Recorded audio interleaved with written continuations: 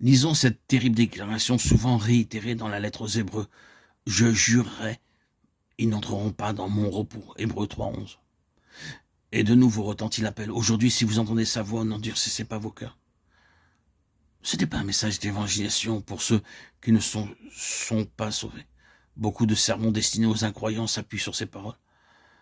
Maintenant, c'est le jour du salut. Aujourd'hui, n'endurcissez pas vos cœurs.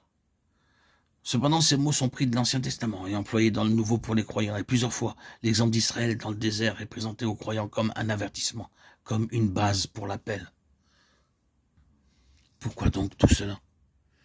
N'ont-ils pas été transportés en type du royaume des ténèbres au royaume du Fils de son amour? En type, ne sont-ils pas passés par la voie ouverte, par le précieux sang? N'appartenaient-ils pas au Seigneur? Oui, mais le danger pour eux, c'était que la gloire puisse partir.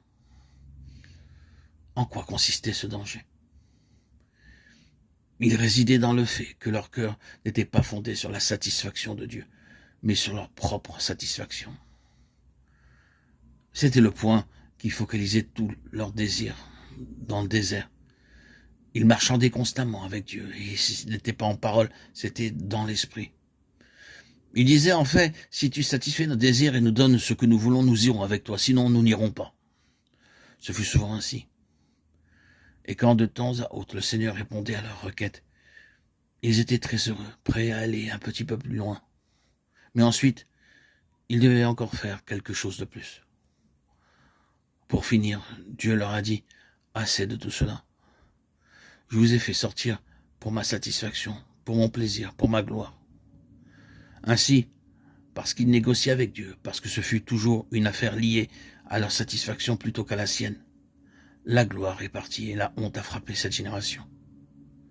Ainsi donc, le Jourdain doit être franchi. Et le Jourdain signifie une fois pour toutes, plénitude, finalité, surabondance. Il est Seigneur.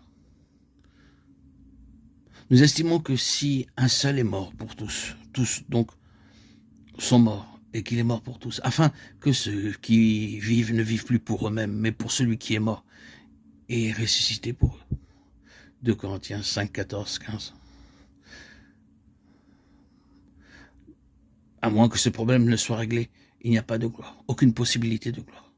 La gloire exige que nous reconnaissions non seulement qu'en Christ notre être injuste fut enseveli, mais qu'il a enseveli aussi toute possibilité qu'en nous-mêmes il y ait un jour quelque chose de juste.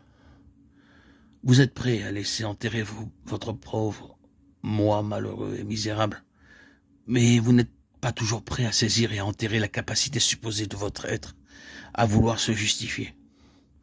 Vous tournez encore autour de ce misérable cadavre espérant qu'il produise une certaine vie. La seule chose à faire, c'est de la mettre là où Dieu l'a mis, de l'enterrer.